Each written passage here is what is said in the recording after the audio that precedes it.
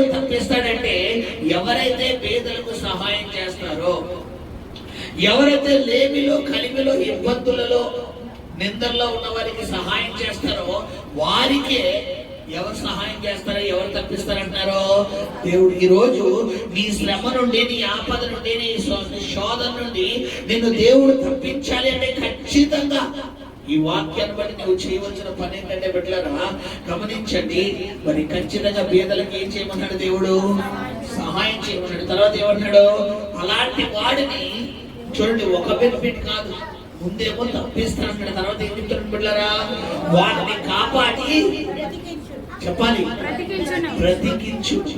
చూడండి ఎన్ని బెనిఫిట్లు ఉన్నాయో. తర్వాత మనం చదువుకున్న కంటిన్యూషన్, భూమి మీద వాడు ధన్యుడగును. తర్వాత ఇంకా రోగశయం మీద యెహోవా వారిని ఆదరించును, రోగము కలుగగా నీవే వారిని స్వస్థపరచును. హల్లెలూయా. ఏమండి, మనం చేస్తున్న పని ఒకటి, దేవుడు ఇస్తున్న బెనిఫిట్లు ఒకటా అనేకమా? ఇప్పుడు చెప్పాలి. ఇప్పుడు ఒక ఆకలి ఎందుకు చాలా మంది బర్త్డే నాడు, మ్యారేజ్ డే నాడు, లేదా వేరే వేరే స్పెషల్ డేస్ నాడు ఎందుకు కొంతమందికి ఫుడ్ డొనేషన్ చేస్తారు, ఎందుకు కొంతమందికి వస్త్రాలు డొనేషన్ చేస్తారు, ఎందుకు కొంతమందికి ఆహారం అన్నం పెడతారు అంటే ఇన్ని బెనిఫిట్లు ఉన్నాయి. ఫస్ట్ బెనిఫిట్ ఏంటంటే బిడ్డలారా, అలాంటి వ్యక్తిని దేవుడు తప్పిస్తాడంటున్నాడు. తర్వాత ఏమన్నాడు బిడ్డలారా? ఆపద కాలంలో అంటే వీళ్ళకి ఏదైనా ఆపద వస్తే వీళ్ళ కనుక ప్రభువా రక్షించు నాయన ఒక్క మాట వీళ్ళ నోట్లోంచి రాగానే వెంటనే దేవుడు వెళ్ళి శ్రమ నుండి తప్పిస్తాడు. మొట్టమొదటి బెనిఫిట్. రెండో బెనిఫిట్ ఏంటి బిడ్డలారా? వారిని కాపాడుతాడంట. ఒకవేళ వారికి ఏమన్నా మరణకరమైనటువంటి సమస్య వస్తే వారిని ఏం చేస్తున్నాడు దేవుడు? బ్రతికిస్తాడు. 3. తర్వాత అంటే శత్రువుల ఈడ్చకంటే ఈడ్చంటే ఏంటి బిడ్డలారా? శత్రువుల ఇష్టం. అంటే శత్రువు మనము బాగుపడాలని కోరుకుంటాడా, పత్రం అయిపోవాలని కోరుకుంటాడా? చెప్పాలి. మనం పత్రం అవ్వాలని కోరుకుంటాడా, బాగుపడాలని కోరుకుంటాడా? ఇప్పుడు శత్రువులు ఈడ్చకు దేవుడు మనల్ని అప్పగించడం అన్న మాటకు అర్థం ఏంటంటే బిడ్డలారా గమనించండి, శత్రువు పన్నాగానికి నిన్ను అప్పగించాలి. అంటే శత్రువుని ఎలాగైనా ఓడించాలి, నేను నాశనం చెయ్యాలని అనుకుంటాడు కదా, అలాంటి పన్నాగానికి దేవుడు ఏం చేయడంట? అప్పగించంటే ఒక విధంగా నీకు అర్థమయ్యే వాళ్ళకి చెప్పాలంటే, నువ్వు రోడ్డు మీద వెళ్ళేటప్పుడు నీకు ఏదో ఒక ప్రమాదం తలపెడతామని శత్రువు చూస్తాడు. ఇప్పుడు దేవుడు ఎంత కృప చూపించే దేవుడు అంటే, వాడు ఏ మార్గంలో అయితే ప్రమాదం తలపెట్టాడో నేను ఆ మార్గంలో వెళ్ళవడం. ఏ మార్గంలో వెళ్ళెత్తాడో? వేరే మార్గంలోకి వెళ్తాడు.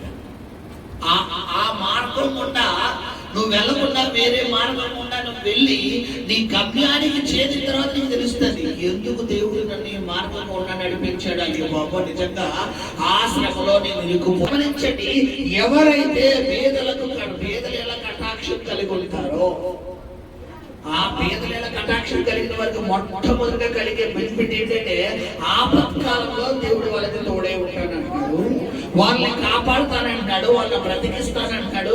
వాళ్ళ భూమి మీద ఏమైపోతారంట? ధన్యులైపోతారంటే. ధన్యులంటే ఎవరు పిల్లరా? అదృష్టవంతులు. అంటే అందరికీ అదృష్టం ఉంటుందా అంటే ఉండదు. ఎంతమందికి పిల్లరా? కొంతమందికి మాత్రమే, కొంతమందికి మాత్రమే ఈ అదృష్టం ఉంటుంది. వచ్చినా గానీ ఎవరు స్వస్థపరిచే దేవుడుగా ఉంటానన్నాడు? చెప్పాలా? దేవుడు స్వస్థపరిచే దేవుడు. తర్వాత ఏమన్నాడు? రోగము కలుగులా. హల్లెలూయా.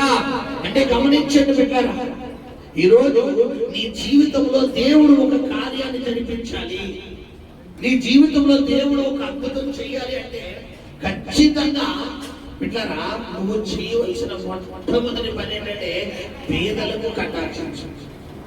చాలా మంది అంటారు, మాకే లేదు, మేము ఎవరికి పెడతాం పాస్టర్, మాకే తినడానికి లేదు. నేను అంటాను, నీకు ఒక పూటన్నా గట్టిగా అవుతుంది.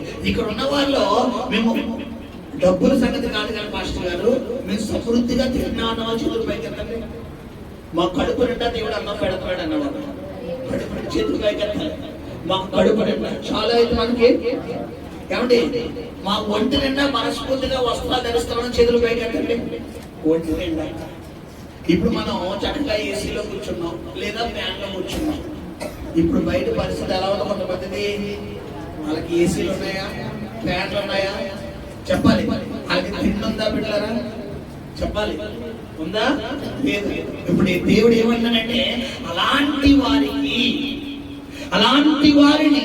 ఆదరించమంటాడు. ఇప్పుడు ఎవరైతే ఈ వాక్యాన్ని, నేను ఈ వాక్యం చదివించేటప్పుడు ప్రభు నాతో చెప్పిన మాట ఏంటంటే ఆ 4 వచనాల మీద దేవుడు డెప్త్గా తీసుకెళ్ళాడు. గమనించండి పిల్లరా, ఖచ్చితంగా నీ రోగములో ఆయన వైద్యుడైపోవాలి. నీకు రోగం వచ్చినప్పుడు నేను స్వస్థపరిచే దేవుడిగా మారిపోవాలి. నీకు ఆదరణ లేనప్పుడు ఆయన ఆదరించే దేవుడిగా మారిపోవాలి. శత్రువుల చేతికి నేను అప్పగించకుండా నిన్ను కాపాడాలి. బిడ్డలారా, శత్రువు పన్నాగాలు ఏవి నీ మీదకి రాకుండా నీ చుట్టూ ఆయన కంచి వేయబడాలి. ఇంకా బిడ్డలారా, నిన్ను దేవుడు హెచ్చించాలి, ఆశీర్వదించాలి, దీవించాలి అంటే ఖచ్చితంగా నువ్వు చెయ్యవలసిన ఒకే ఒక పని, అక్కడ ప్రార్థన చెయ్యి, వాక్యం చదువు. ఇంకోటి చెప్తున్నాడా? ఏం చెప్తున్నాడమ్మా? పేదలను కటాక్షించువాడు ధన్యుడు. అంటే గమనించిన దేవుడు ఎంత కృప కలిగిన దేవుడు.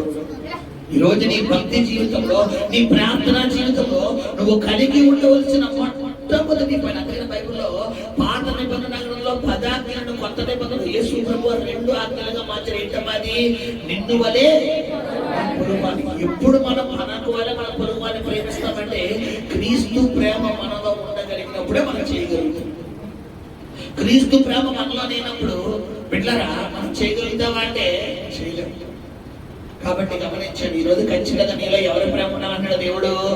యేసయ్య ప్రేమ ఉండాలి. హల్లెలూయా. శబ్దంగా స్తోత్రం చెల్లిద్దామా?